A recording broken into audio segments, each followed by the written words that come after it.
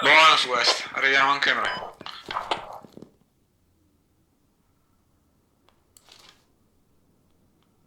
Ma che cazzo di layout è?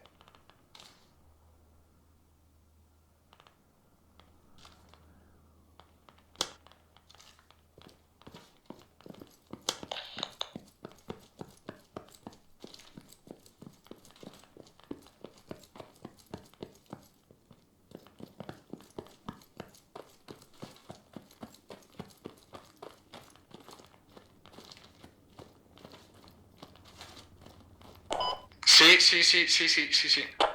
Muovete verso il punto di raggruppo, che cazzo è? Ci facciamo proprio via da sto stronzo. Punto del lift, del gol. Ma vaffanculo, Sofì. Punto di riunione. Rendezvous. Punto ne. Beh.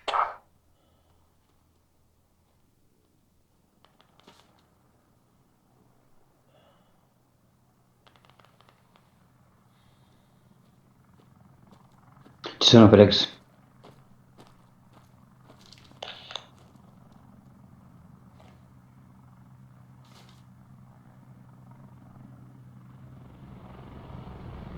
Non mi fido molto di DOS, fammi spostare.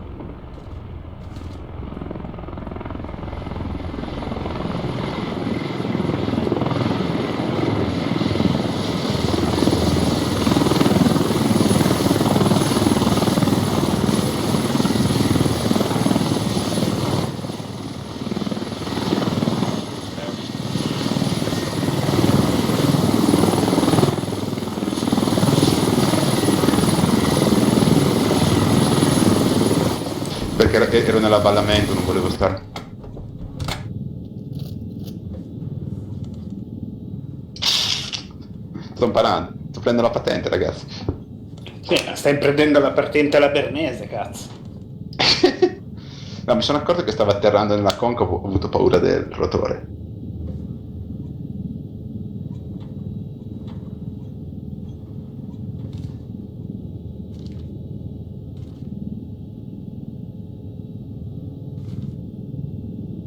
Bravo il pilota. Cristo. È saltato un elicottero nostro al nostro sud. Che ci siamo dimenticati, Riccardo? Che Non sei mi fuori, nessuno. sei fuori di 100 metri dalla zona d'atterraggio. Lo so, Gnagno, sto prendendo la mano. Dai che siamo dietro, so.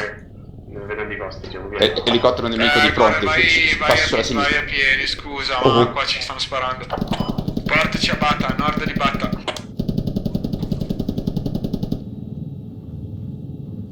Favorogore. Nord di Bata. Ma mi sa che forse ora arriva, noi non lo so.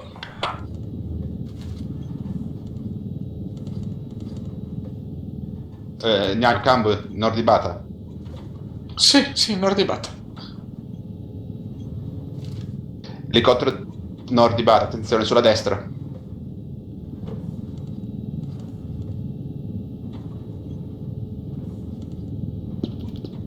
Non ho alzo per l'elicottero. No, non l'ho visto. Ci passo sotto.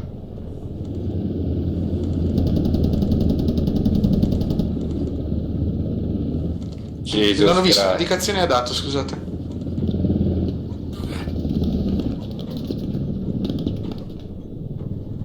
Ok, vi lascio, Gnagno. No, ma non ci vado là sotto. No. Sì, Allora, lasciami giù. Lasciami giù, Dos, lasciami giù, Dos.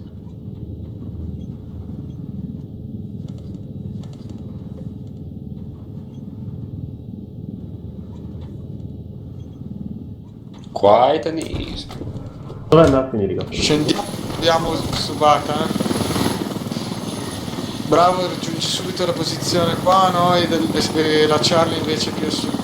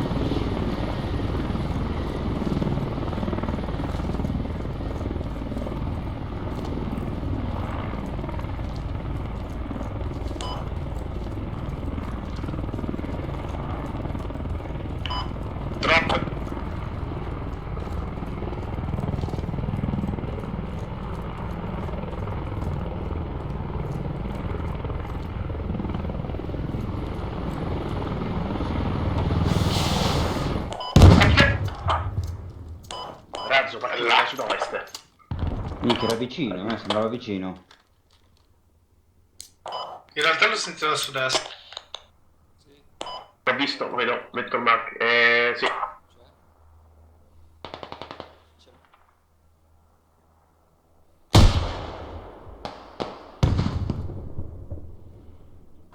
Piece a terra, contatti al vostro sud.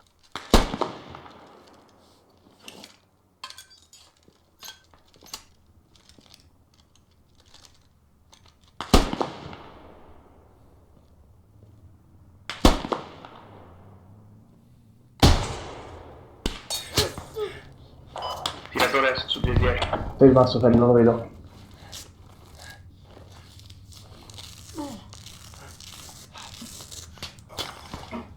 Lo sento.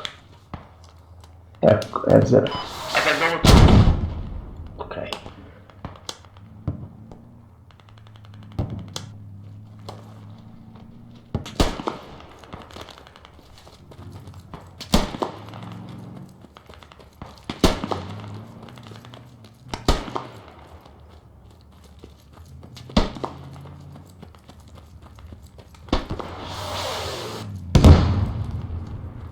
Sappi per sempre l'ho marcato su. L'ho messo ok.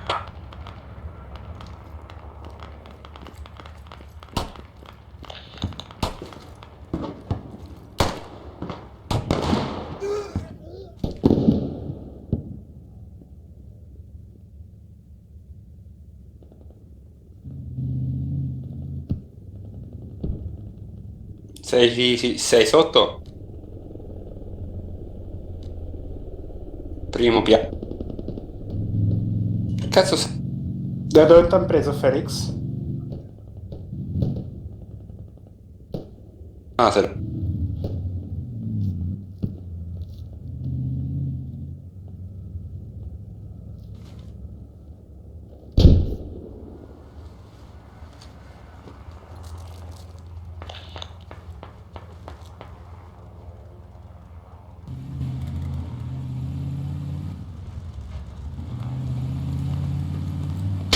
Abbiamo un elicottero nemico che si muove a ovest, 250 metri, 300.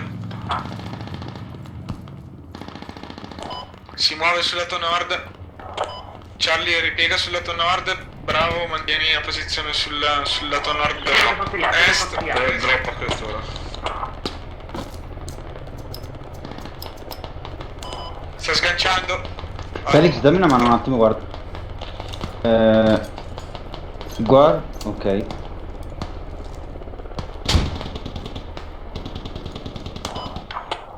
Guarda a 214, dietro alla palmettina. È un rally? Ok. C'è un contatto che sta pure raggiungendo il cadavere dell'amico.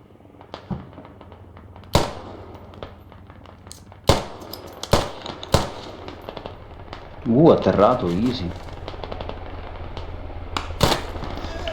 No, ci siamo colpiti entrambi. Dei contatti, noi della Bravo difendiamo.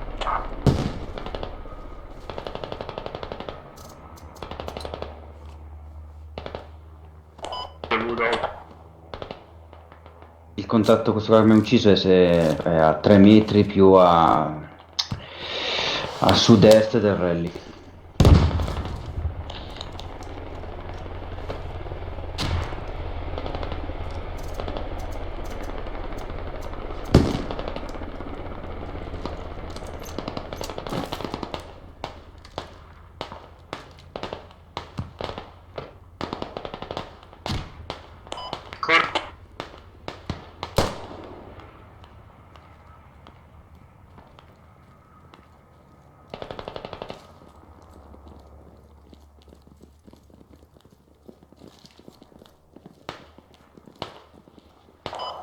Vedi, solo.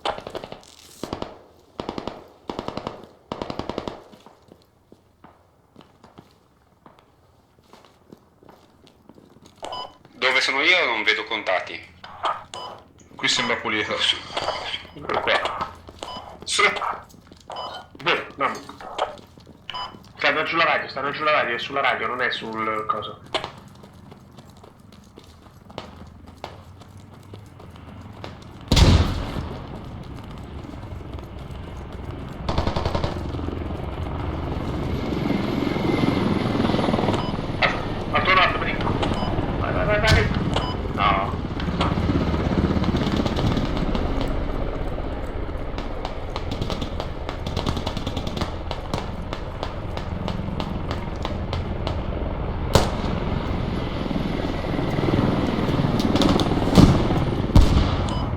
tiro io ho fatto. Raga, buonanotte. Nice fucking job. Buonanotte. Ciao notte.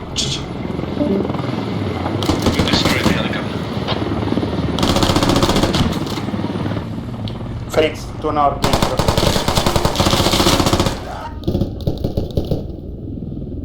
Nade out, nord.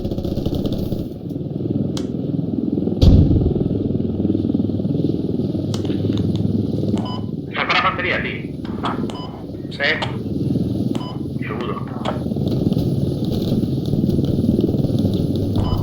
Io così controlla ovest che se no non vede nessuno quella zona, scusate.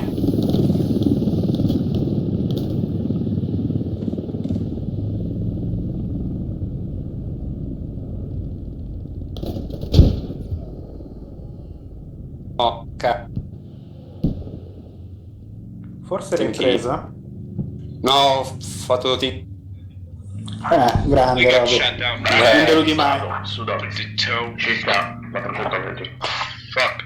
Insieme a Merato.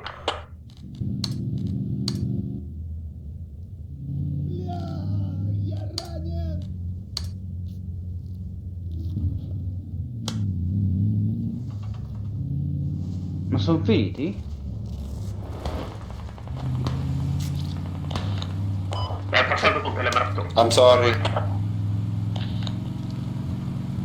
We have a medic here somewhere.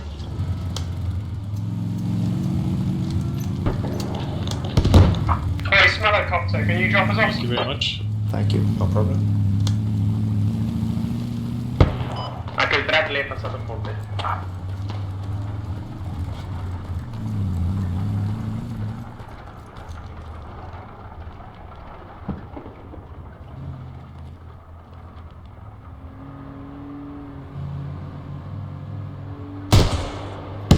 Bradley non è più bene.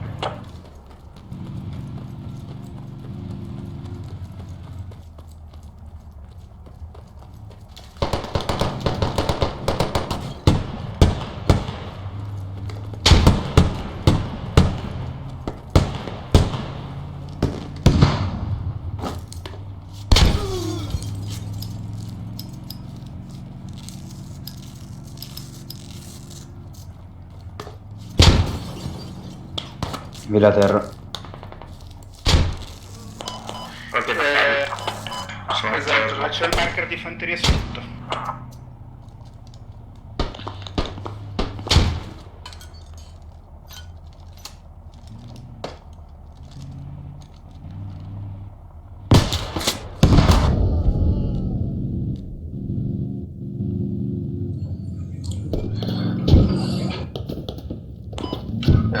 Dal rumore è sembrato di sì,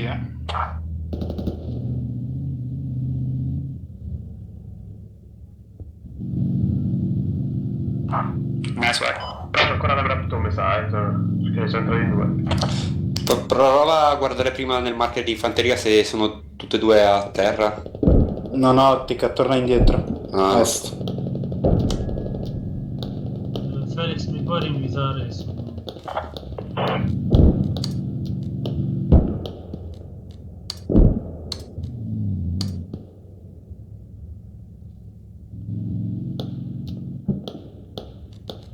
Ti tiro su e poi ti curo. Sì, sono tutte e due a te. E l'Abrapto è giù. Niente, ho preso lui per sbaglio.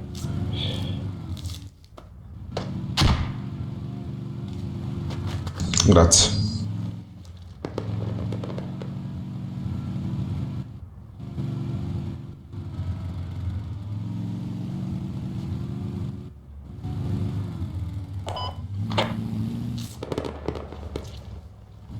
Sud-ovest, insomma, sud-ovest.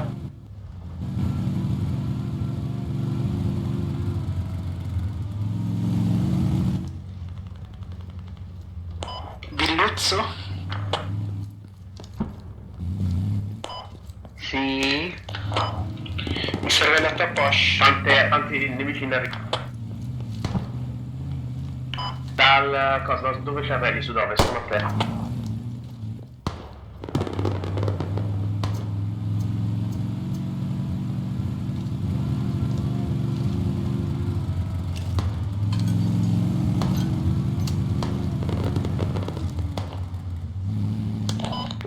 il fiume al nostro sud. Non ma Charlie già.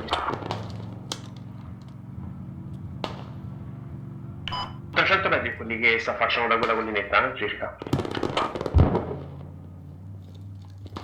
How's Patho going, guys? So che terra ce l'abbiamo vicini, alla costa e sud-ovest. Sorry, say again? Losing the map to the southeast. Probably. Roger, okay.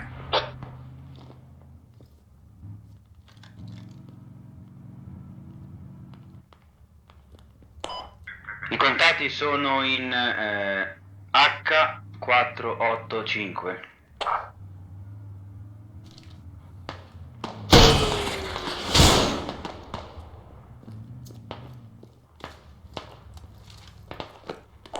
Praticamente poco più a ovest della mia posizione.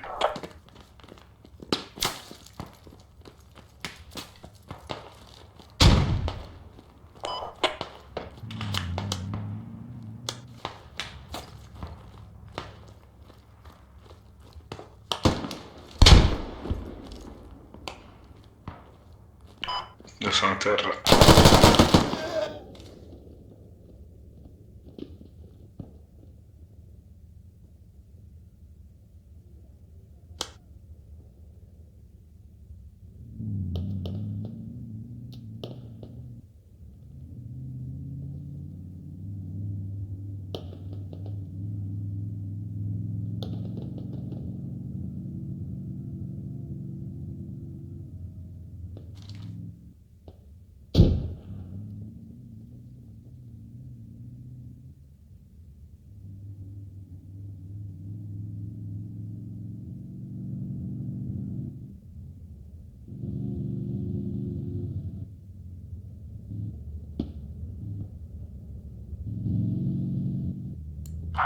Roger, okay, thanks.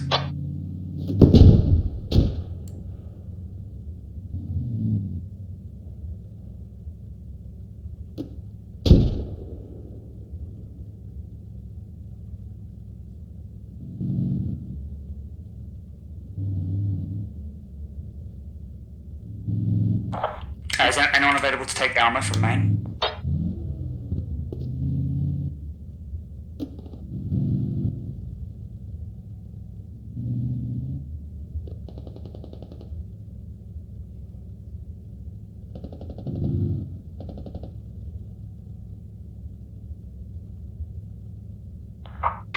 Hey, are there any vehicles at Iraqi hangar? Enemy vehicles?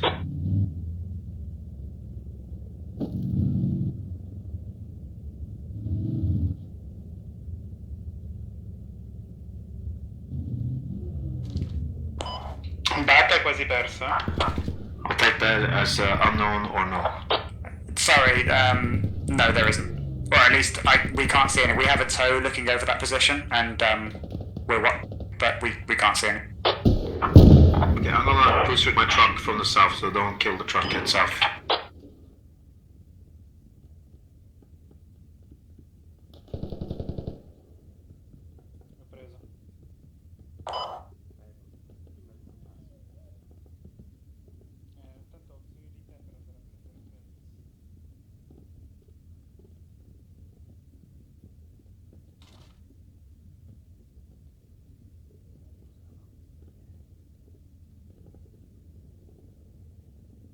Si può rispondere alla FOB? Ok. Felix, quanto tempo? We could really do with some assistance pushing these hangars. Non è un problema. We could do with what, sorry? Assistance pushing these hangars.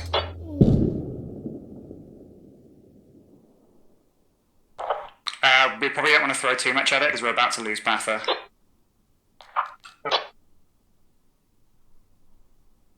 I'm going to take my guys back up to Batha and help support. Enemy tank at Rally 4 going north. Io ci tiro decende, ma qualcuno deve prendere l'altro medico. Lo prendo io, dai.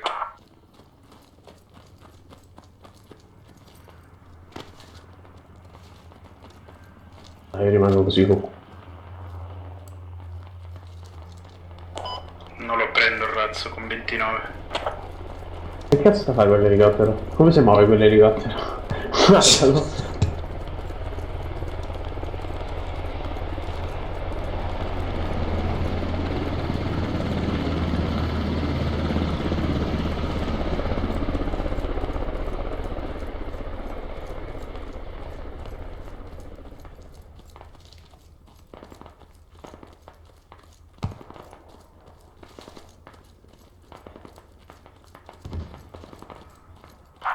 We've got enemy armor pushing in from the west of Bassa.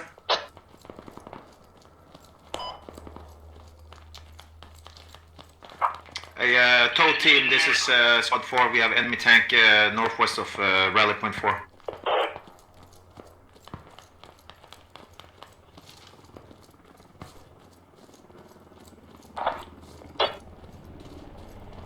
Che cazzo sta a fare? Squad 8 and Squad 7, Non maybe sta Squad 7. laggando. Can you give me a tactical support request on where my command marks are?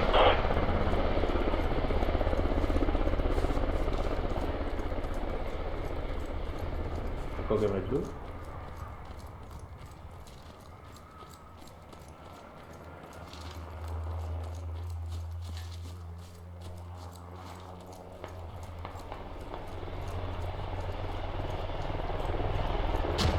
Mio Dio!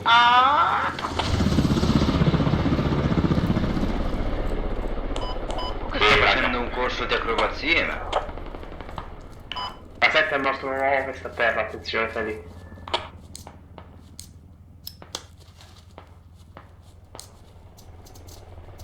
Hai visto qualcosa?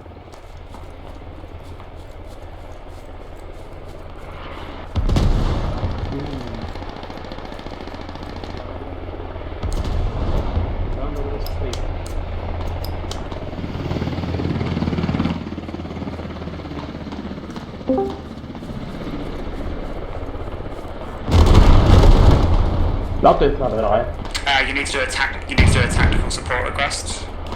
Not a fire mission.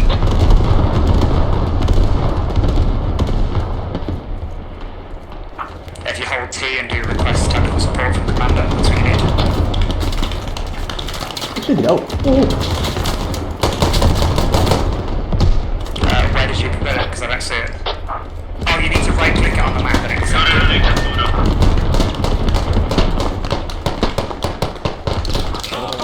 Stiamo toppando. Arrivo lì.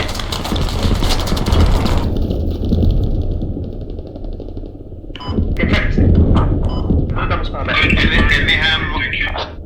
Any have marked Dove l'hanno sparato? at the Iraqi hangars.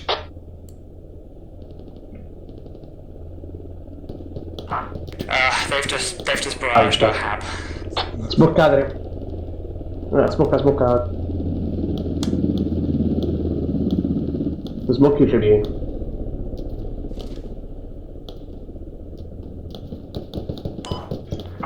Squad 8, if I accept that, it's gonna... Sono del medico. Una squadra intera. Sì, sono almeno 5. Degli edifici.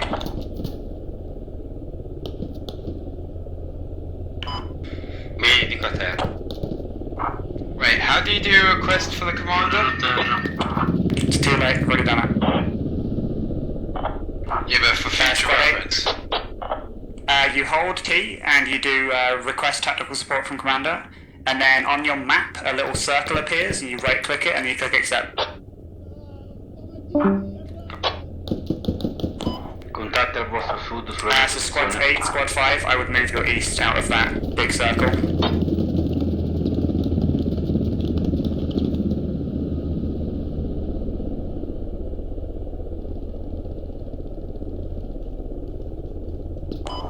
Tutti down.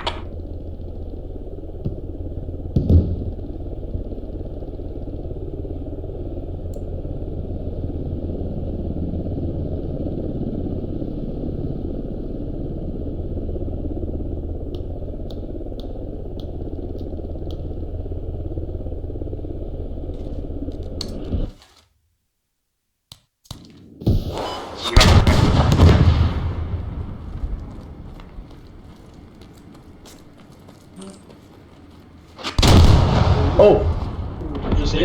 Fuck, that was a good shot.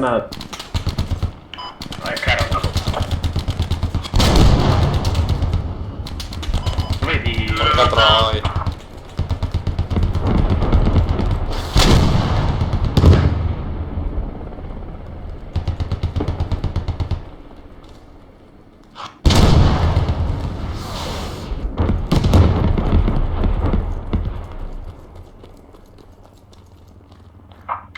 This is squad 4. There's an enemy Black Hawk with a full squad leaving Iraqi hangars now.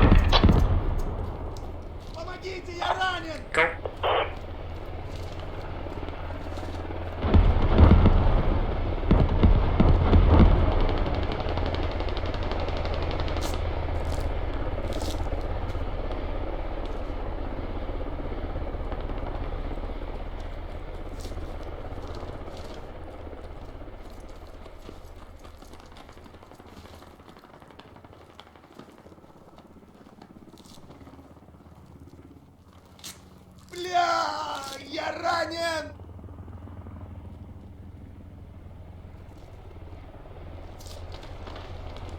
Chopper's coming. Thanks, buddy. Holy shit, it's like a fucking slaughter. Do we have a position? No, it's a tank. Do we have the position for the tank? Because we can... Squad 4, can you make radio? Hey guys, we have so much It's armor like back this. base, we need to Thanks. start playing with it. We have the spandrel on our sub. Okay, spot it for it. Thanks.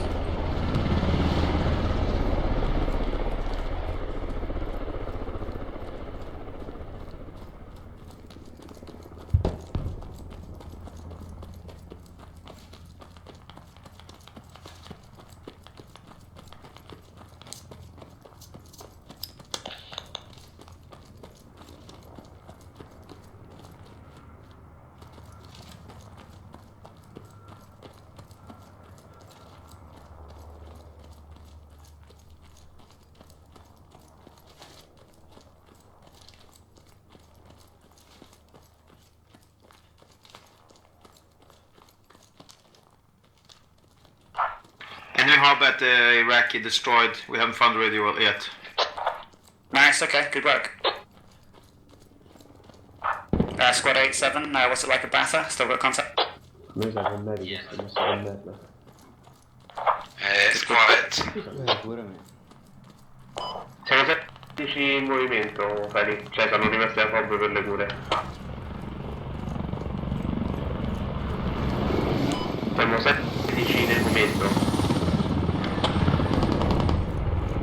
Nord a 300, nord-ovest.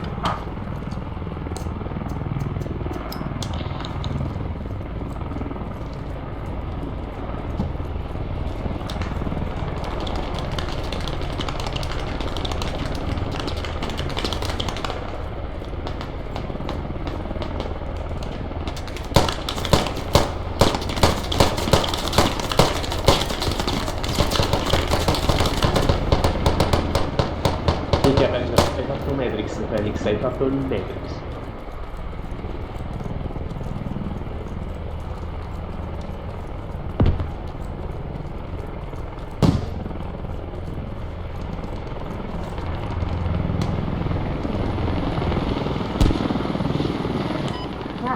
Bello.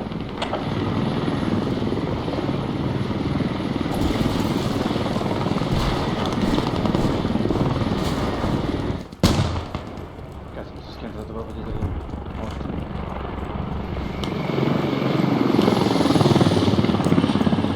Abbiamo un alleato a terra che siamo senza re.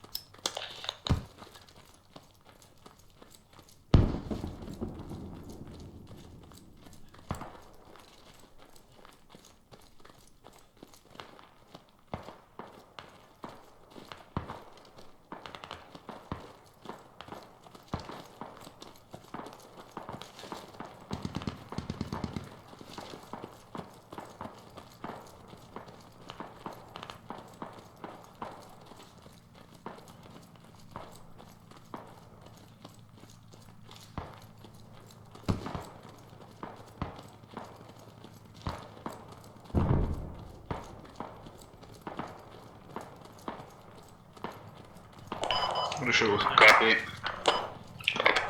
Io Rimango dietro a coprire, non sparo se nemmeno mi ingaggiano. Perché mi stanno vedendo per sparare. Infatti martello il punto, non vi osservano, guardano l'altra squadra, Pelli, vai.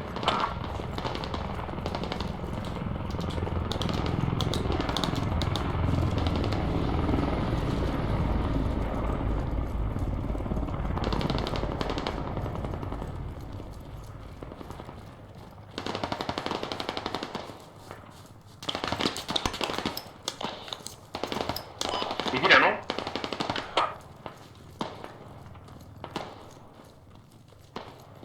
Ok. Posso dare una mano ad altre squadre ora che siete passati? Dimmi se ho luce verde.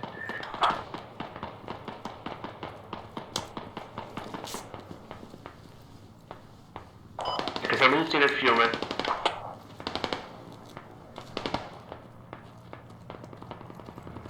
No, capito.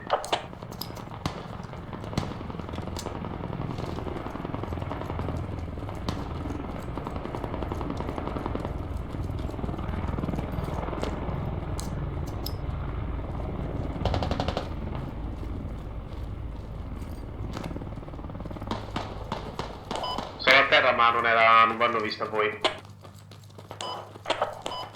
La 6 a mio peso adesso. Are you guys winning at Botha, or is it too much of a hassle? Do you need support? Yeah, I think we do. Porco zio, ma dai. Okay, then I'll just hold the position at the right lane. Mi dico a te.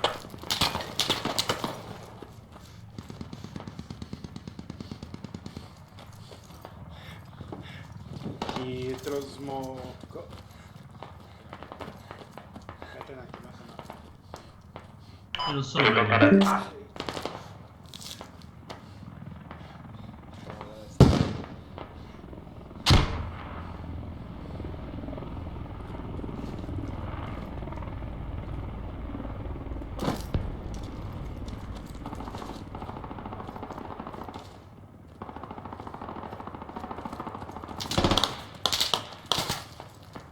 Sud-ovest, ovest.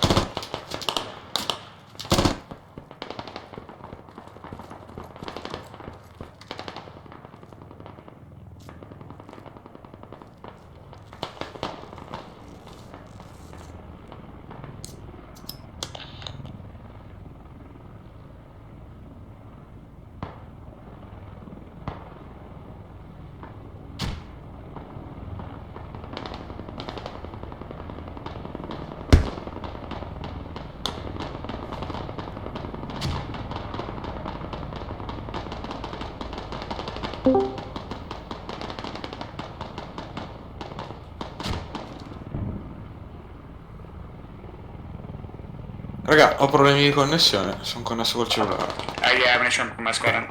Or some of them at least. Oh no.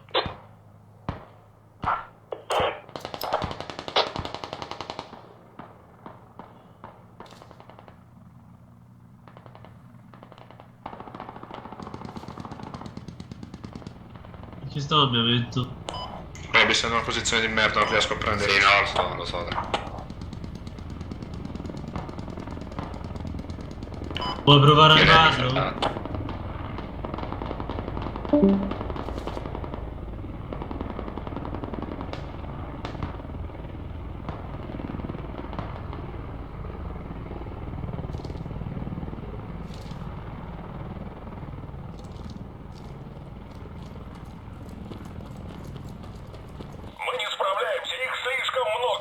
È inutile, possiamo andare via.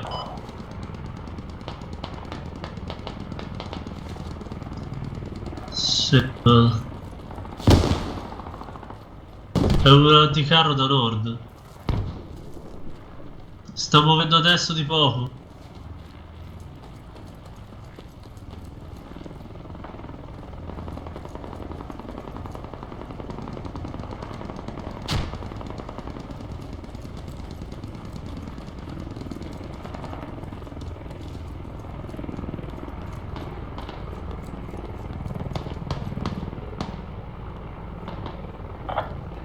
Squad 4, I'm coming forward. Va a cercarla dall'altra parte. We have a vehicle, so we're moving to it now. Ok.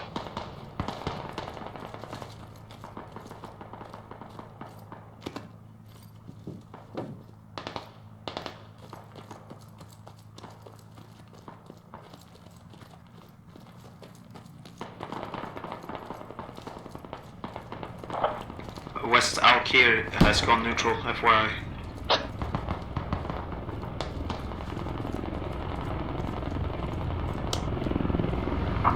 We've got infantry coming in from the east of Mather as well. Squad 1 lead right below you. Della flag. Sì.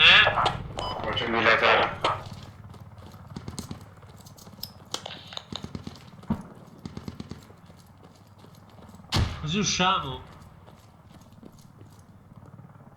Oh.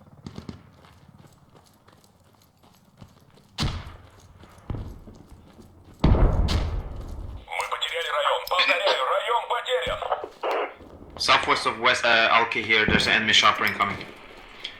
Just at the friendly chopper area.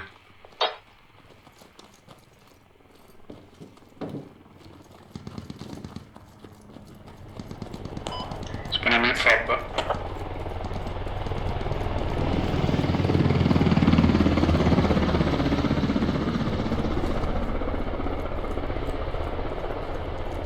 Oh.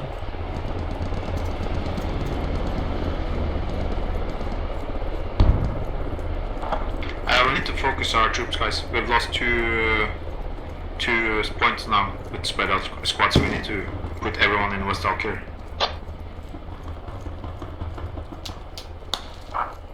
Yeah, we're not.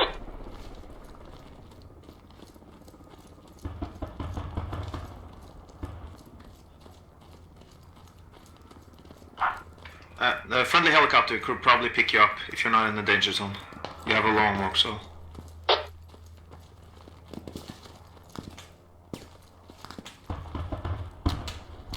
Tu sei riuscito solo. Sì, ma da noi. L'elicottero in arrivo al nostro sud-est, sud-ovest e ci sta puntando. Ma ci spara davvero, da est, ovest? Sì, ovest. Sì, ho visto. Ah, granatiere, corto, parecchio corto.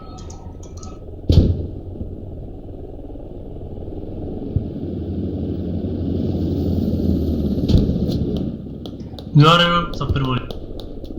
Morto. A te.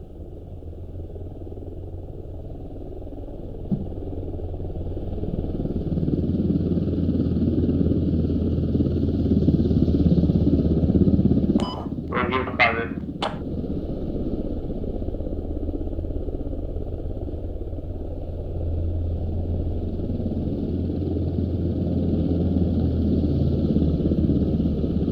L'elicottero li viene a prendere, aspetto che riprende.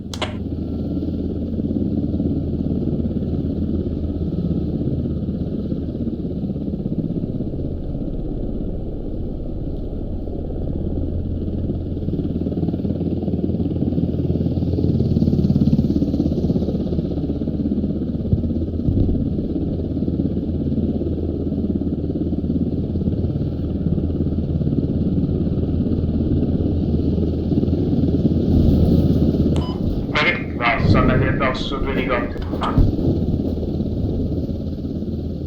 Aspetta, adesso che se provano ad arrivare io me li inculo.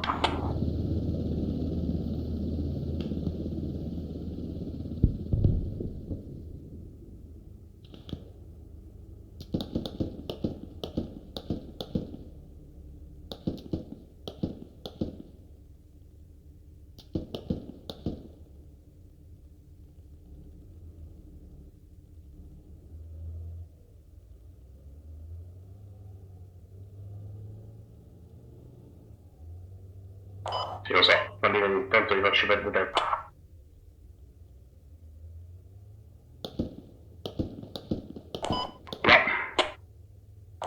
intanto vanno verso il culo.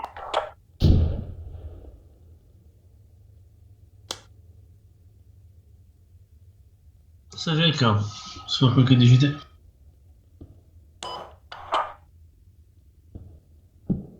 L'hai guidato per me.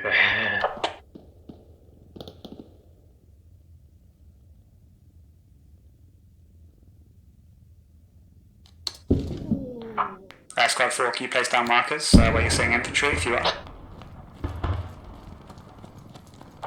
We're going to come and support.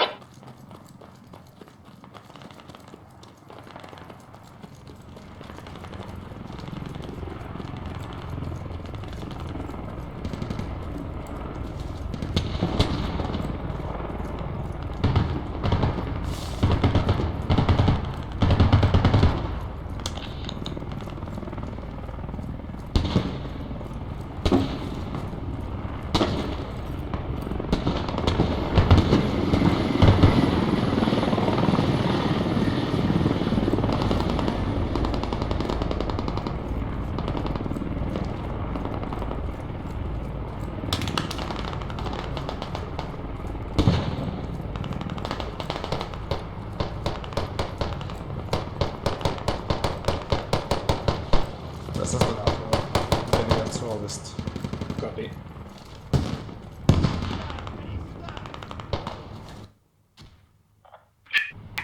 Armor, make sure you're not hitting friendlies. Oops, sorry buddies. I'll get you back up. Ma porco dio. Squad 4 Sorry, is at panicked. the enemy hab marker. Make sure you're not hitting friendlies, armor. Yeah, we're not. Or at least I'm not.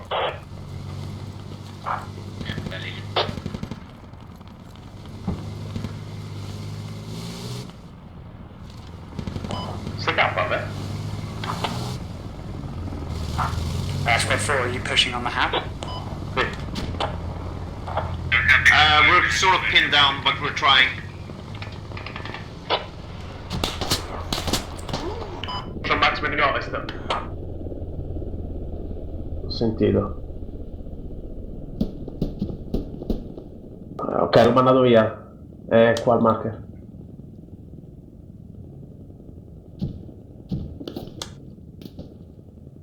Vieni subito a sud. Corre subito a sud.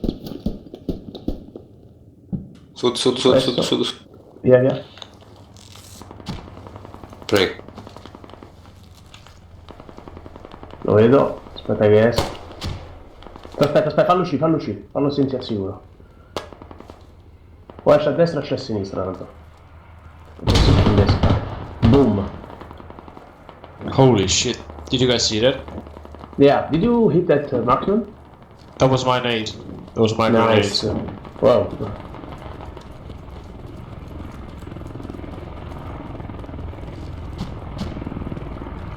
Nice try.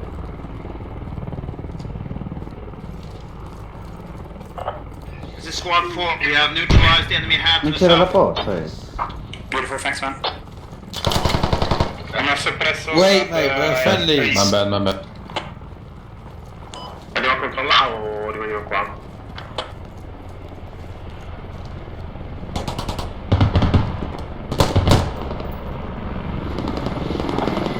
This is Squad 4. Where are the enemies attacking from right now? Район переходит под наш контроль.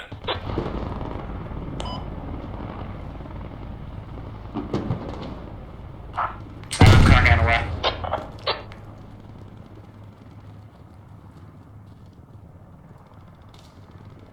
Friendly.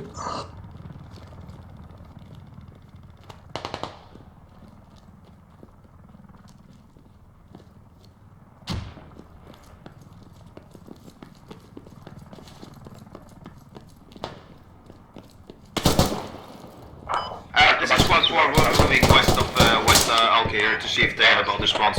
South FOB is destroyed.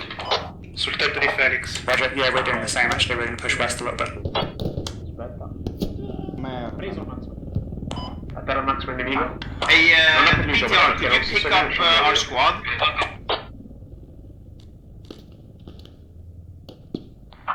Scratch that. Enemies at the front Front north of west. Ragazzi, mi dispiace perché c'è un medium, ma dove sta? Buonanotte. Ma è qua sopra? Sì, no, l'ho fatto il Maxman, però non so se... È già andato gore, è già andato gore. Ah, ok. È pulito go? Che è morto. Sì, Ciò che ha trovato Robix c'era, Robix cura. Questo qua. Sì, questo è il curino. Enemy armor north marked, accurate. Roger.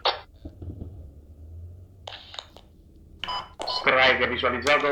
No. È tutto contorto, Fe. Enemies around the APC. Però Contro il enemies muro, around the vedi le APC. gambe sopra il muro, la testa sul basso. Sì. Avevi la forma di una L. Sono sul tetto che non so nemmeno come cazzo fate ad arrivare. Merda. Artiglieria, Felix, artiglieria deranging. Ci arriva in testa la merda. Venite qua. Dietro lo striker si sta curando. Squad 2 southwest of your location, enemy vehicle moving around. Striker. Oddio, raga. Oddio. Qui siete al sicuro. Striker Enemy APC sta. Nice.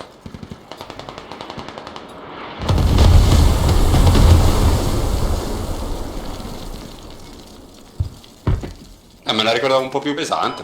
Beh, era già in fiamme.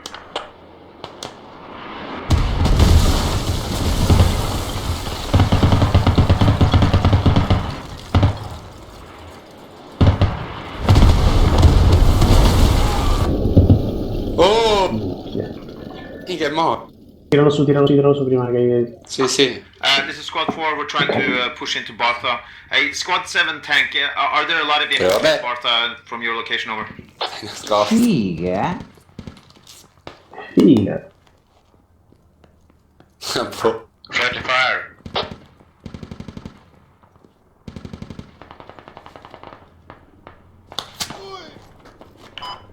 È finito per fuoco alla nord. E nord-est. Aspetta che arrivo io, non te lo medico. Chi è il medico qua? Roby, sei tu?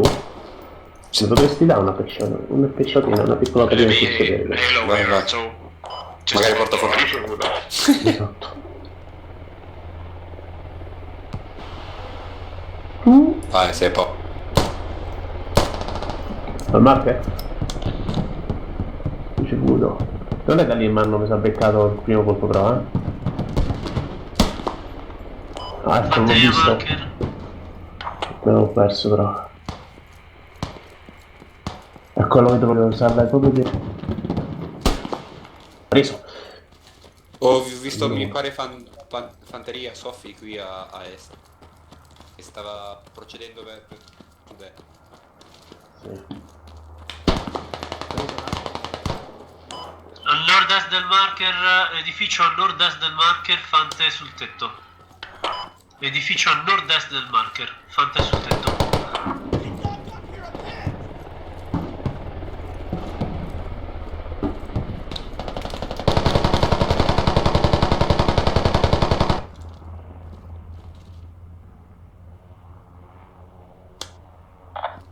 Tank, there's a enemy APC behind you. He's here in support.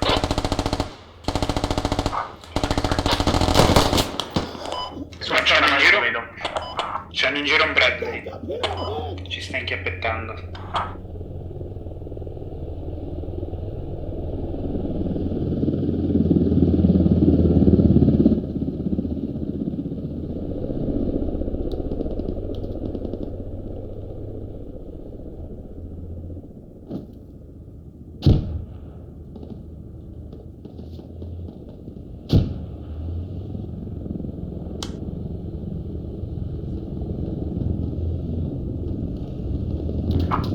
Ora ne abbiamo uno a ovest, dall'altro lato della strada, sul tetto. Friendly tank, there's an Squad 2, south of you, there's an enemy truck trying No, to ma fissato get per to un West momento, Marine. mi sono anche cagato. Il Brazil quindi pronto Nord ci sta passando accanto. There are 2 enemy APCs right inside our care.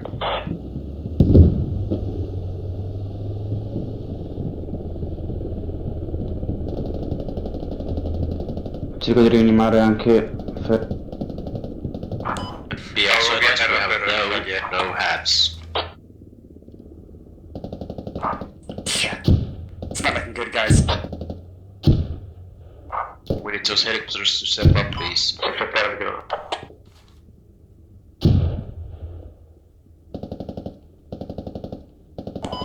Ragazzi, io stacco, va, tanto è quasi finita. Ci si vede poi giovedì. Let's try to get a double neutral. Squad 4, please. If you can. Sono morto, guarda. Porca puttana, ma si potrà morire così? Ma si potrà? Porca puttana. Hanno messo un rally sul mio cadavere comunque. È una Memoria. Ah, ok. Hey, this is Squad 4. Squad 7, there are enemies in the purple smoke building.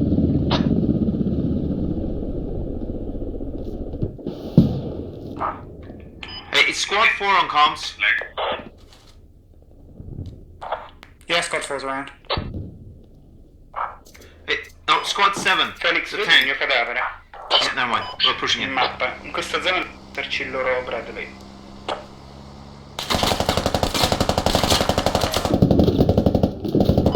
Erano lontano, non ho capito da dove.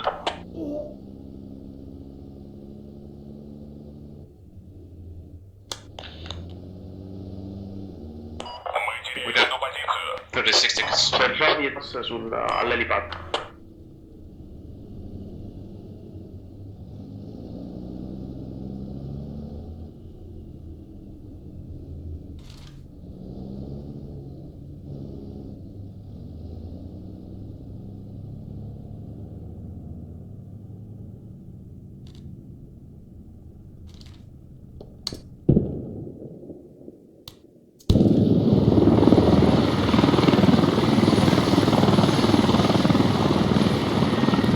Buonanotte a tutti.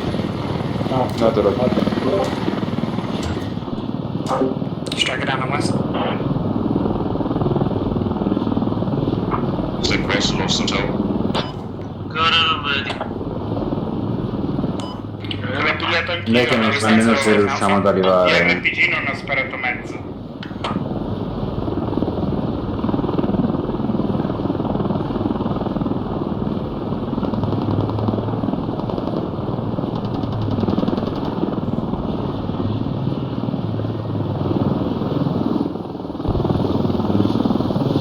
Facciamo campionato non è divertente.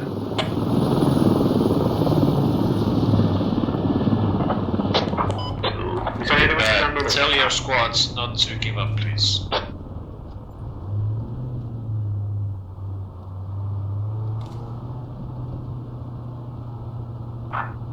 This is Squad 4. We have enemy contacts with the bomb. We're currently capping, but it's slow. L'ho mancato. No, era un tratto, andrà. Yeah, I think we're losing West. I think we're gonna lose it. If you can, I've taken out 2 of the armors there, but yeah, we need more infantry over here. That pushed to Irish. No. I think I missed. Good try. That's right. They got our tank or what?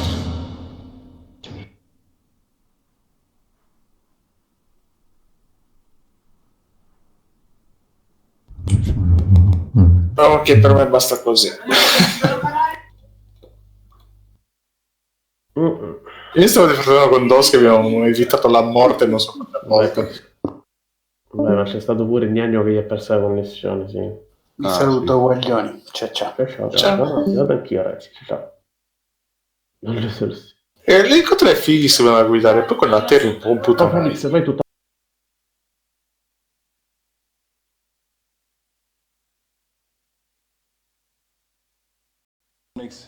Communication breaks down, you have tubes to shout through.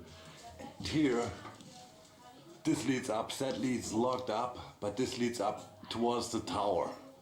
You can see the main hatch on top there. And yeah, here of course, periscope.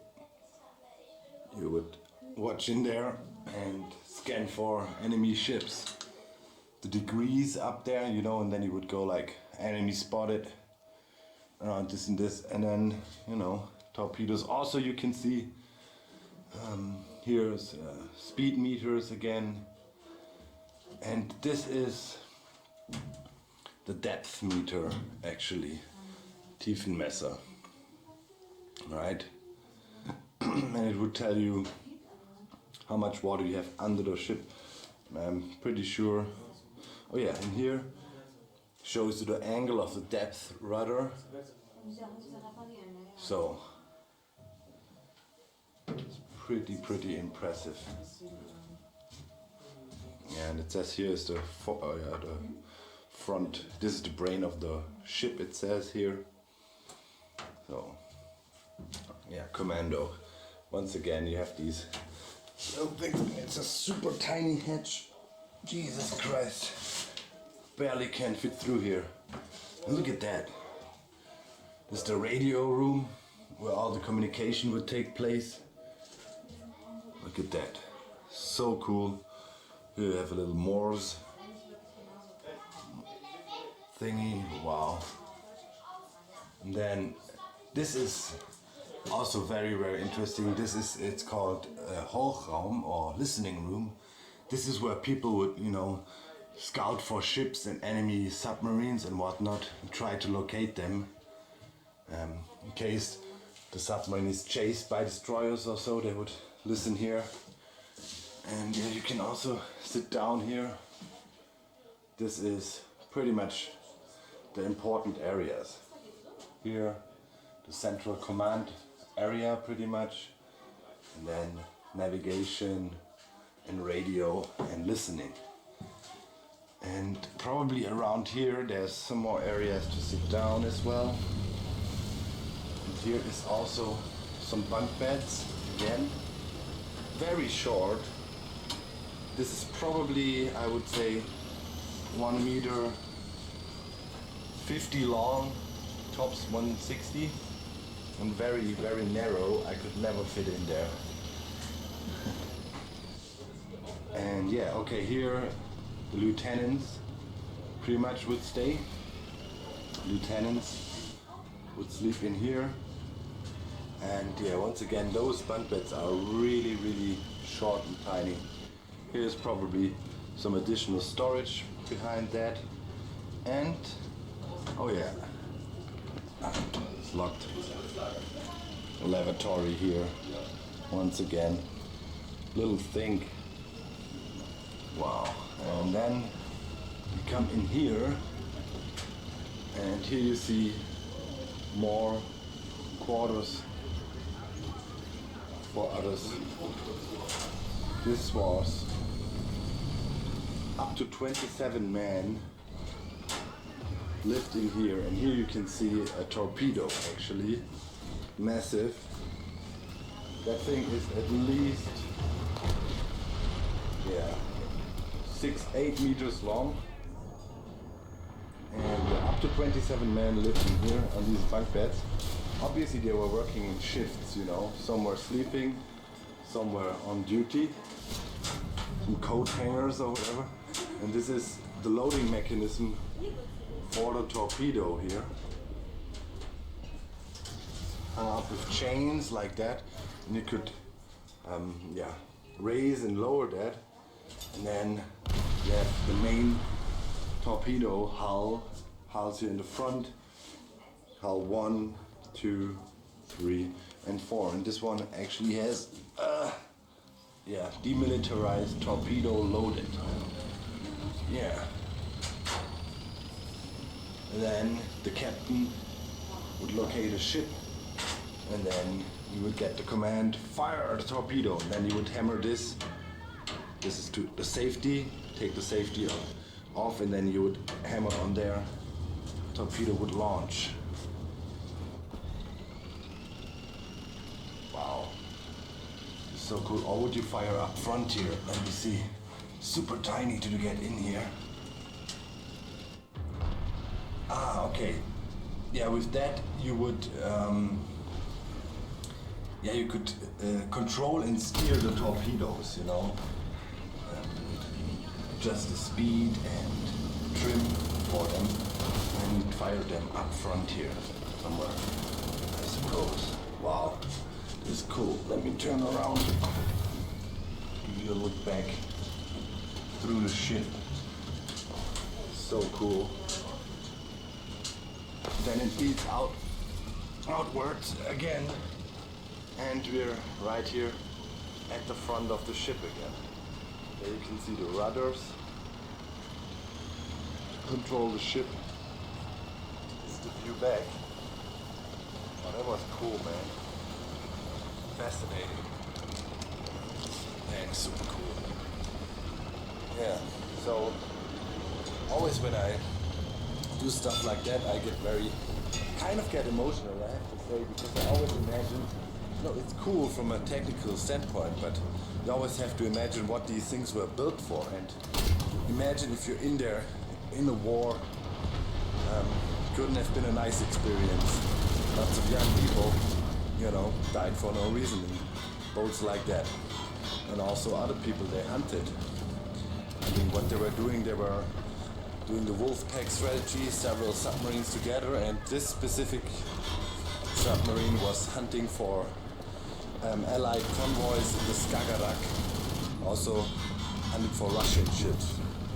So, yeah, pretty cool. I've never been to one of those submarines before. It was very, very fascinating.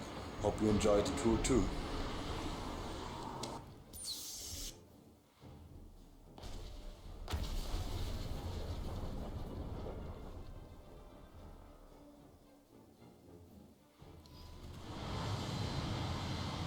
Throughout this audio tour, you'll be hearing the voices of the officers and crew who served on Memoria and other U.S. submarines during World War II.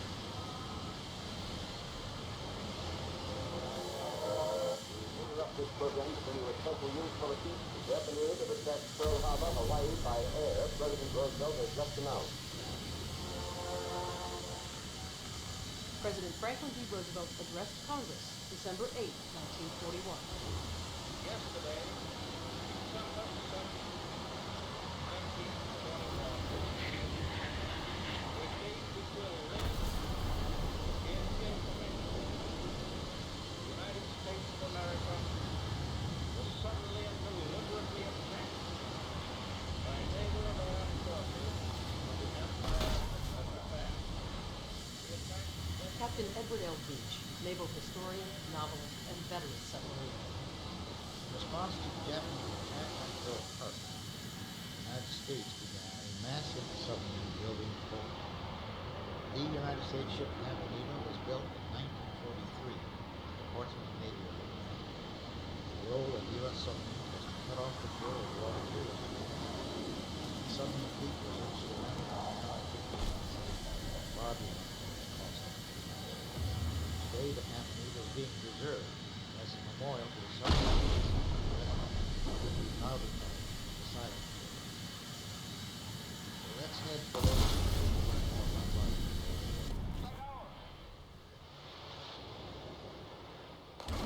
We knew that we would be going into the Pacific. We didn't know where our war patrols would take us. Our survival rate was the least of any group, Army, Navy, or Marine Corps. We have about 24% casualties on each of our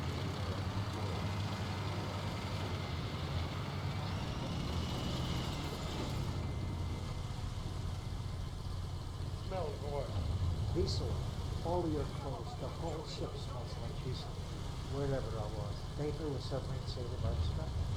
Submarines are tight quarters, we all live together. If I slept in half the torpedo and you couldn't get to sleep, the rocket from the boat that your boat would put you to sleep.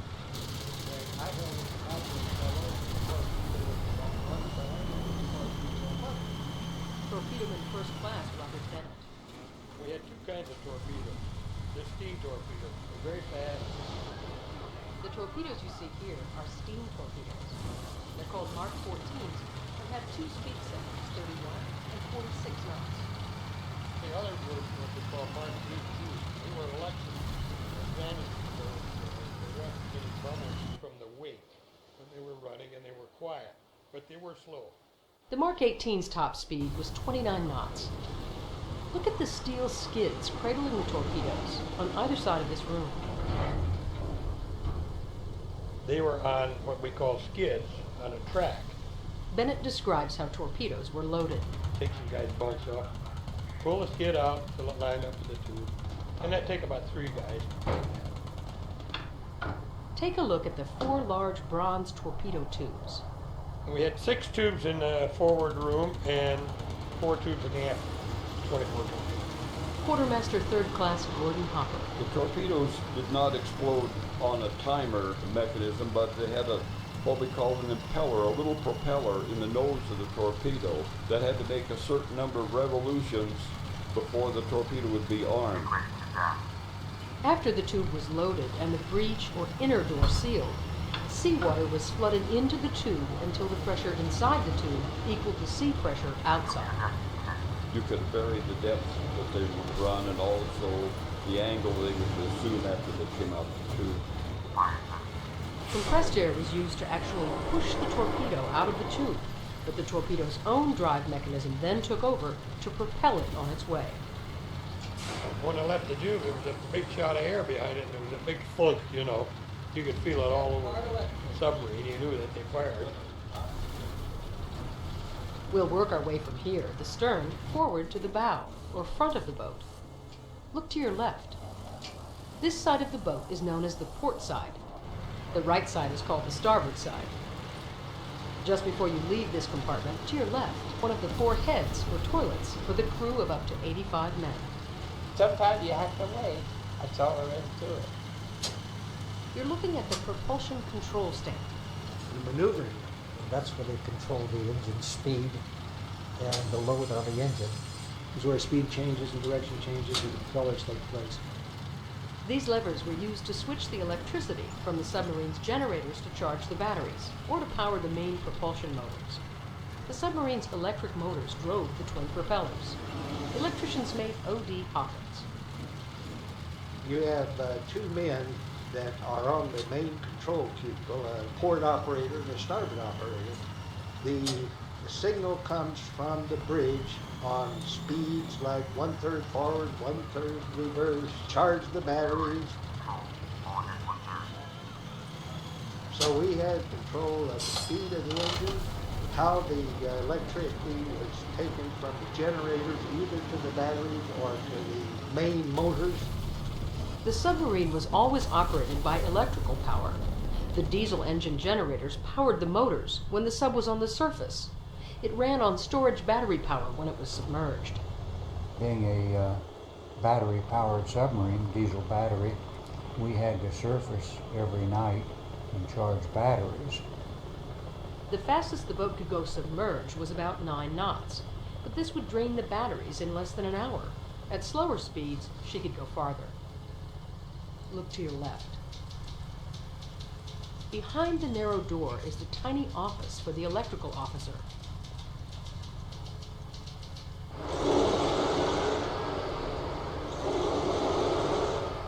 On either side of this room are 2 of the submarine's 4 main engines.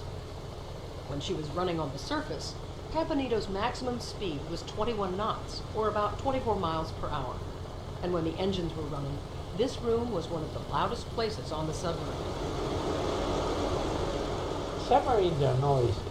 The noise level at that time was so high, you basically couldn't hear anybody talk. You did everything by signals. Everything. The only time the noise stopped is when the engines were shut down. This had to happen in order for the submarine to die. The engines we had was probably the best submarine engine anybody could ever build. Motor machinist Chester Bienkowski. Fairbanks Morse, for the V8 and 8, the 10 cylinder, post piston, there are 2 cranksets, one on the upper front and one on the lower front. That's right. pistons are put together, and the pressure of the air being trapped in that generated so much heat that it ignited the diesel fuel. At times, that heat also circulated throughout the submarine. I used to absolutely detest going down on a dive after we'd been running on the surface for 6 or 8 hours with all 4 main engines online. Radar technician George Moffat. Because by then the boat was hot, the engines were hot, and with no ventilation, guess where all that engine heat came throughout all the rest of the boat, and it would get hot. Look toward the middle of the room. You'll see a ladder leading up to a deck access hatch. Just forward of this is another round opening. This is one of the hull valves that supplied the boat's air via the main induction. The main induction is a monstrous hole way up front of the ship at the bridge that drew in air through a 36-inch valve. Just before you exit this compartment, look to your right at the space behind the starboard engine. There's a narrow walkway there. Ship's cook, Joe Eichner. And we stowed food, canned food, outboard of the engines in the engine room. This is the forward engine room. It housed the other 2 main diesel engines. Chester Bienkowski. In the engine room, there was an oiler. An oiler is a guy that does all the paperwork, takes all the readings on the engines, checks all the machinery in the oil, runs the purifiers, makes water. Look against the wall at the far end of the room. You'll see 2 stainless steel barrel-shaped objects, the evaporators. The sub's fresh water had to be made by distilling seawater. Generally, you made the water when you were on the surface only. The number 1 priority for water aboard the boat was always the battery. If there was any left over, we had it for cooking and coffee, and then probably lowest on the list was shower. We couldn't bathe very often. Water was at a premium. Showers were not frequent. It must have been like 10 days to 2 weeks. He took no baths. You used a minimum of water. No bath. You could get a pail of water, cold water. The only people on board that bathed more frequently were the motor machinists. Not according to motor machinist Chester Bienkowski. You didn't shower all the time. The cooks and bakers, yes, they showered all the time. If we had the water. At times we would shower into the water coming out of the air conditioner. We all we'll smell each other. The crew's washroom and shower. When we first would depart from port, we would have food stashed all over, and it wasn't unusual to have some in the showers. Let's move on. Directly below this deck was one of the ship's 2 main storage batteries. This level is the main enlisted men's berthing area. There are 36 bunks in this room. We had hot bunks. We had more men than we had bunks. We had 2 bunks for every 3 men. I mean, the 3rd man was always on watch. Look between the bunks for the small square lockers built into the walls. Not a lot of storage space for 2 months at sea. Sailors would unzip their mattress covers and stow their Navy uniforms inside. They didn't use them much on patrol. Typically you wore a t-shirt, shorts, and sandals. It was usually hot aboard the boat. So you dress lightly, and that was it.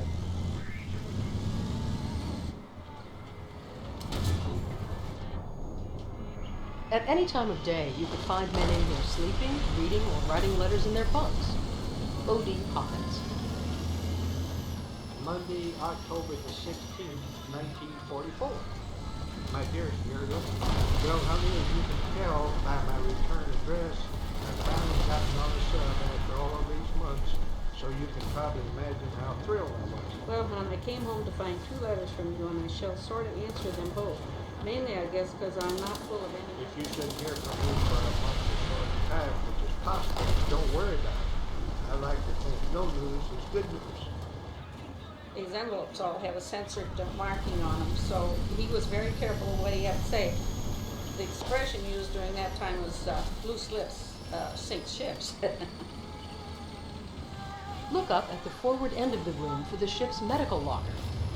It has a red cross on it. Campanito carried no doctor. The pharmacist's mate took care of the crew's health.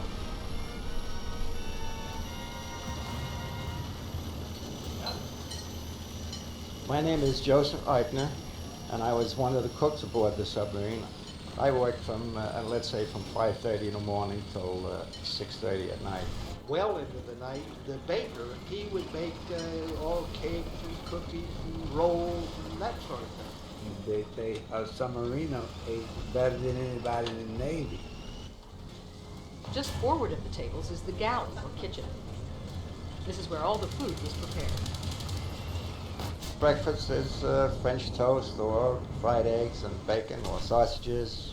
And then noon meal we'd have pork chops or ham or chicken or steak. We usually had French fries. And when you fed the whole crew, 85 men, you had to peel a lot of potatoes.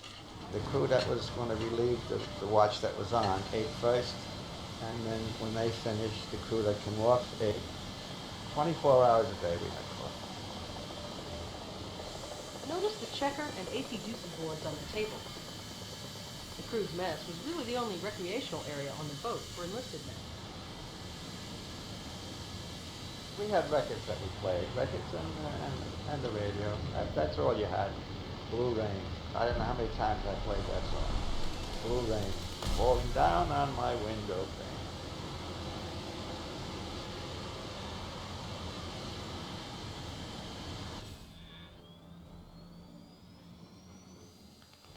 We showed movies.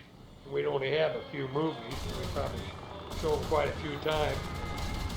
And cards, play cards.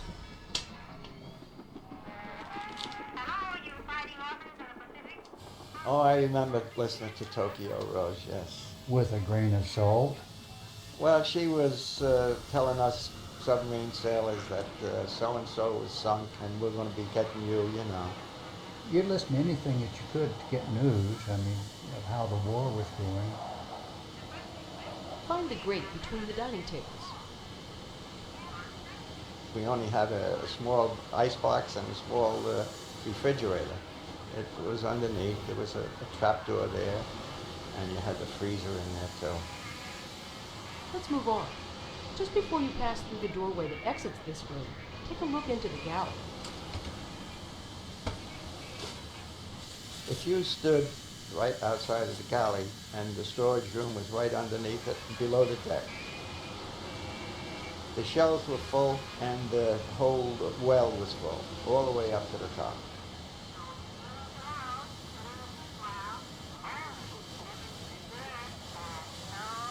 The radio room. The top secret coding machine, the ECM Mark II. It was used to encode and decode messages. Radar Officer William Brucker. There's always a radioman on watch in the radio shack. Anytime we had a contact or had sunk a ship, we would report by radio. Otherwise, you just sat there and listened and copied everything. The red lights are for the benefit of those who have to stand night lookout watching, so that your night vision wouldn't be interrupted. Find the panel of red and green lights on the port side of the room. This is the hull opening indicator panel, nicknamed the Christmas tree. Oh, the Christmas tree was very important. The green lights would come on when everything was in its proper position. You had to have all green lights, of course, when you submerged. To dive the submarine, vents were opened in the top of the ballast tanks. This allowed air to escape and seawater to enter through the flood ports in the bottom of the tanks. As the tanks flooded, the boat submerged. Look at the large white wheels to the left of the Christmas tree. The plainsmen sat here during dives and when the boat was submerged. The bow planes and the stern planes control the depth of the submarine when it's underwater. Above the wheels are dials and gauges. There were angle indicators on the plane controls, and there was a depth indicator that told you what would happen when you would dive. If it was a normal dive, nothing slid around. It would generally be about a 12, 15 degree angle down. If it was not normal, things slid around. 450 feet was the maximum they wanted us to go. We went significantly deeper than that.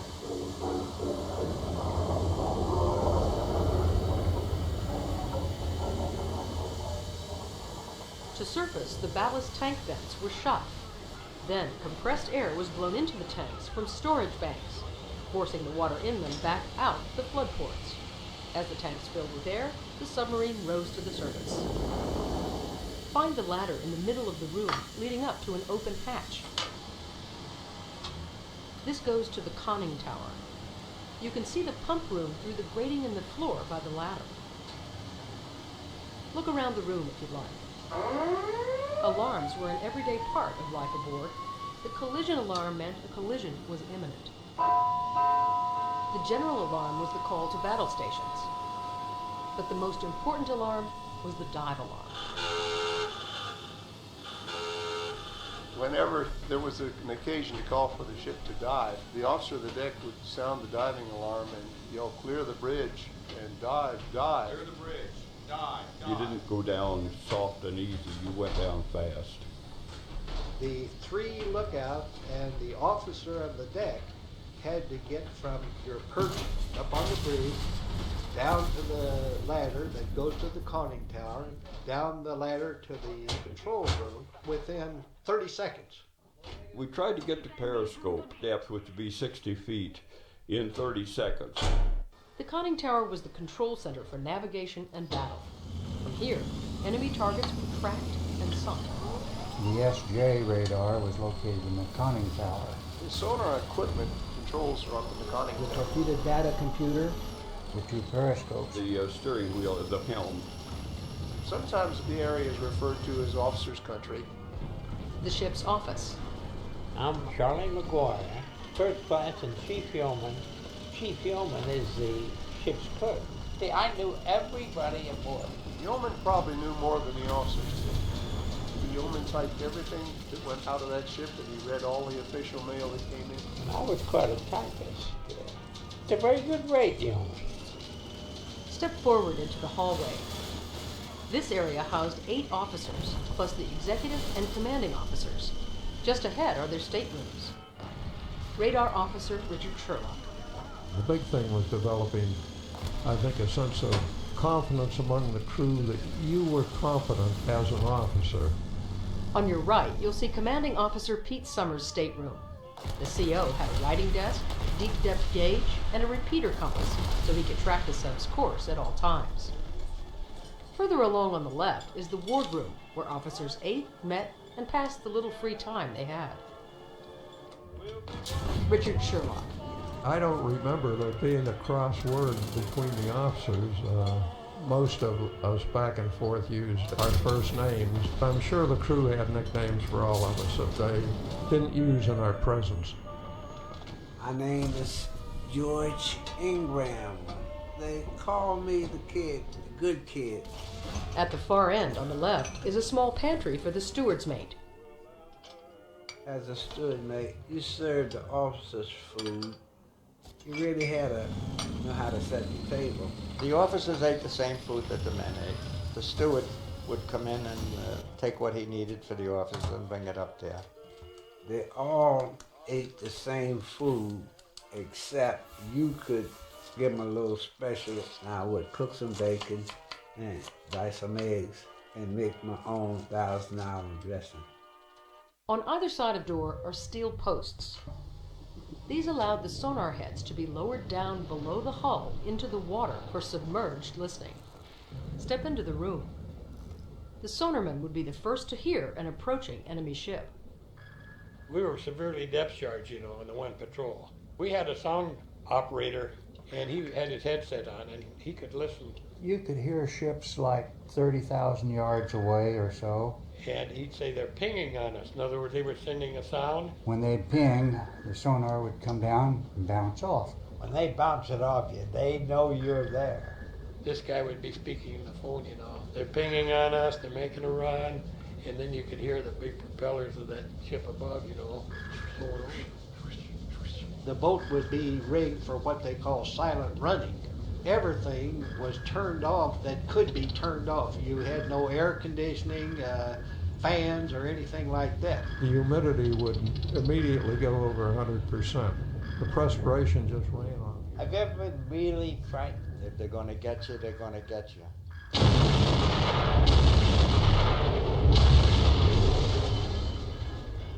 They dropped, I think, 5 depth charges, which were extremely close. The sound was indescribable. It was so loud. I heard a real thump. I mean, a real thump. One hell of a clank. The light bulbs shattered. The cork that the boat was lined with flew off the walls. Darn near got us. That old statement about there not being atheists in foxholes, it's true, there aren't any atheists under depth charge either. You pray. Everybody has a maker. You pray to him. Look up. The large hatch overhead, in the center of the compartment, is the escape trunk. It was designed to permit the crew to escape if the submarine were disabled in shallow water. You've probably concluded by now that it was tight quarters aboard a submarine. Now try to imagine this boat with 73 extra men. That's how many British and Australian prisoners of war Pampanito rescued from the South China Sea in September 1944. Pampanito had been part of a submarine wolf pack that had attacked a Japanese convoy and sunk several ships. Unbeknownst to the submarines, the ships had been carrying Allied prisoners. We're now on the forward part of the submarine. Pampanito's guns, including the large wet mount gun to your left, were made to be submerged. Look up at the bridge. The periscope shears are the tall gray structures. On either side of them, surrounded by metal railings, are the lookout stands. When you're on the surface, you're out looking for whatever may be in any way a hazard to the ship. USS Threadfin Seaman 2nd Class Joe Seneft. In heavy seas, the lookout would have to brace his body against the steel rail that surrounds the lookout platform to keep from being washed overboard if it was really rough weather. Look at the broom on top of the periscope shears. The broom that you see at the top of the periscope shears was used to indicate to people in port that you had had a successful war patrol, a clean sweep. Look out at the bay. Imagine gazing out over the open sea for hours on end. Gordon Hopper describes the first lookout sighting of the prisoners of war Pampanito rescued. We began seeing these men on makeshift rafts. Boards and oil. Anything that would float, really. We began to see them off in the distance. And the captain and the lookouts all thought that these were Japanese survivors from the ships that we had sunk. 2 rafts with men on them. As we got up close to this closest raft, this big person stood up and started waving this large Australian hat and calling out. I still remember what he said. He says, "Oh, you bloody Yanks, one day you bloody well sink us, the next day you bloody well pick us up." You sink us, then you save us, you bloody Yanks. Who are you? Prisoners of war, Australians, British. Pick us up, please. Take them aboard. Look at the submarine's rounded hull. It wasn't easy to get the survivors over it and up onto the deck. There were about 5 or 6 of us who were among the better swimmers, who would swim out to the rafts with a line and pull them in and get these men off the rafts and onto the boat, down below, cleaned up. They had been in the water for 4 days. They were coated with crude oil. Pampanito sped to Saipan, the nearest American base. Only 1 man was lost on the way. Let's move aft toward the gangway. When they got off the ship, they were grinning from ear to ear. They looked like 72 U.S. sailors going on shore leave. Most of us felt that was the highlight of our time in the service, was being able to save these men. I wish to thank the officers and men of the sub for saving myself and fellow men from the dead. God bless them all. Ranger. The Japanese have just officially laid down their arms. President Harry Truman announcing the Japanese surrender September 1st, 1945. They have signed terms of unconditional surrender. 4 years ago, the thoughts and fears of the whole civilized world were centered on another piece of American soil, Pearl Harbor. The mighty threat to civilization which began there is now laid at rest. During World War II, Pampanito was credited with sinking 6 enemy ships. Captain Edward Beach.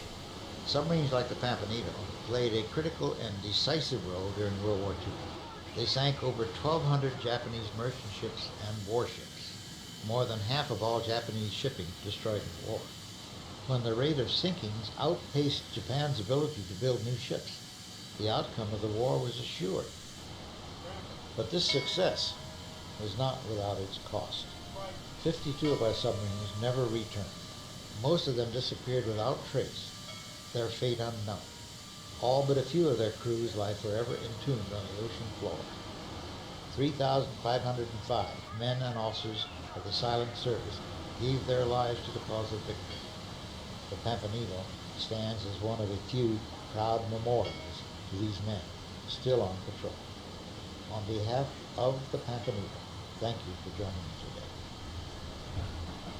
Thanks to the USS Pampanito volunteers, veterans, and others who made this tour possible. Naval Reserve USS Frank Cable, AS-40, Detachment N, Sacramento. Robert Bennett, William Brucker, Joseph Eichner, Hoodie Hawkins, Gordon Hopper, George Ingram, Charlie McGuire, George Moffett, Joe Seneft, Richard Sherlock, Ted Swain, Bob Perry, and Chester Bienkowski.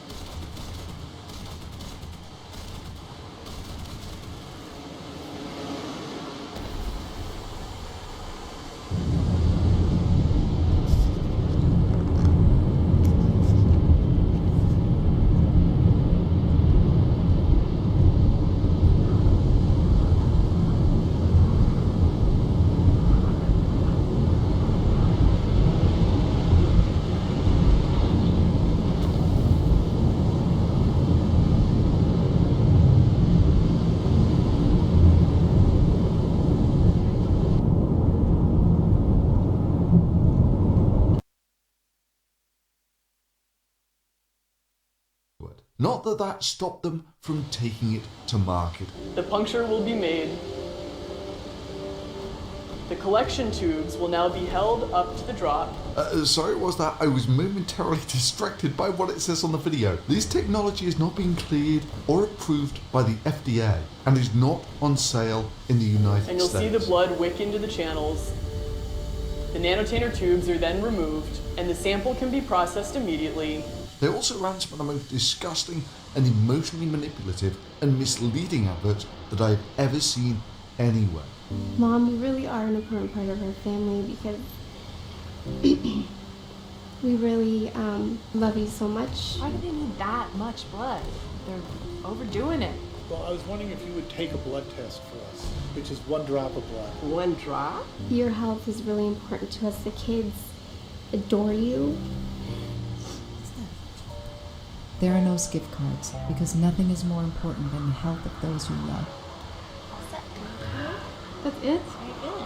Feeling good. The same little thing can do exactly what the other vials did? Yeah. It's like life-changing. Did Ms. Holmes know at the time that Theranos could not do all those tests? So in reality, all they did was run some regular blood tests on people for a bit, drawn by sticking needles into people's arms. Finally published its first peer-reviewed paper in a scientific journal about the last iteration of its technology, the mini-lab. We've made it possible to run comprehensive laboratory tests from a tiny sample or a few drops of blood. And what was amazing about it is the study had been conducted with regular blood draws. As soon as I sit, I start to hyperventilate. You know it's coming. And you know it's gonna hurt. With the old-fashioned way, with the big syringe. Except their blood tests were all over the place. and in the end, about 1 million of them had to be voided. Now, by all accounts, Miss I Want to Be a Billionaire truly believed in her vision, so much so that she wasn't going to let some trivial little details like reality mess it up. I had a guaranteed military sale with Ed 209. Renovation program. Spare parts for 25 years. Who cares if it worked or not? She surrounded herself with a board of powerful old men. Her all-star board of directors. Her board was made up of some of the biggest names in history. Yep, not a single woman on the board. So empowering and powerful to be a part of a company created by a woman who is so incredibly intelligent. You still don't have any women on the board, right? Well, yeah, okay, all right. And I think that's the role model that we need. We need more of these role models for young women. Not that that's the most surprising thing.